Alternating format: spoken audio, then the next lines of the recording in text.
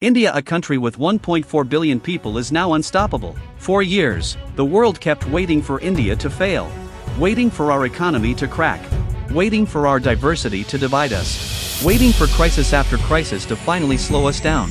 But every single time the pressure rises, India does something unexpected. We adapt, we survive, and then we rewrite the rules. Global supply chains collapsed, India became the alternative.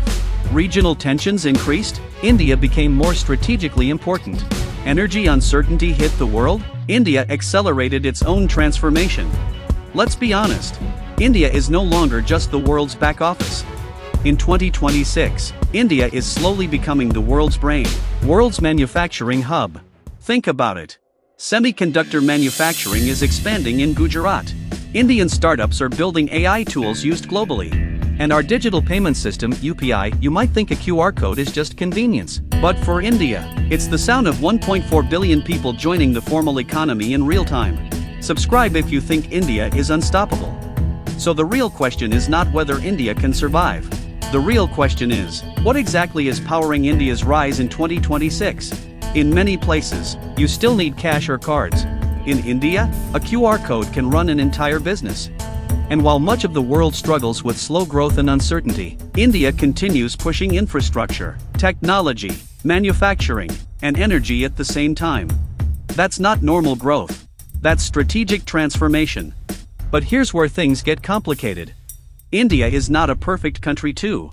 We do have political arguments, economic inequality, regional tensions, silly religious conflicts, a disputed neighborhood.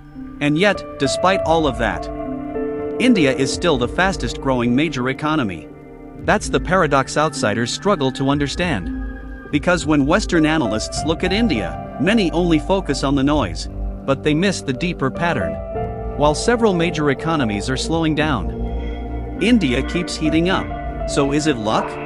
Or is there something deeper? Something built into the country itself? Maybe India's real strength was never just economic policy, maybe it's resilience. A system that has learned to absorb pressure instead of collapsing under it.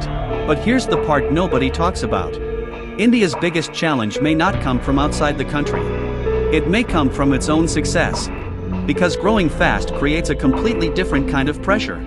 Expectations rise, competition rises, global attention rises.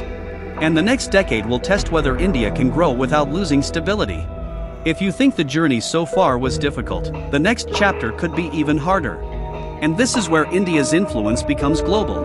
Because soft power today is no longer just movies, music, or culture. It's influence. India now plays a central role in climate negotiations, in digital infrastructure, in pharmaceutical supply chains, and even in space exploration. Countries want partnerships with India not just because of our market size, but because of strategic importance. The world is entering an era where power is shifting. And India is no longer standing on the sidelines of that shift. It's becoming one of the countries shaping it. India's strength was never about having an easy path. It was about staying united enough to keep moving forward, even during uncertainty. That may be our real backbone. The next decade could define not just India's future, but the future balance of the entire world. So what do you think is India's biggest advantage right now? Let me know in the comments. And if you enjoyed this video, subscribe for more deep stories about India, geopolitics, and the future of global power.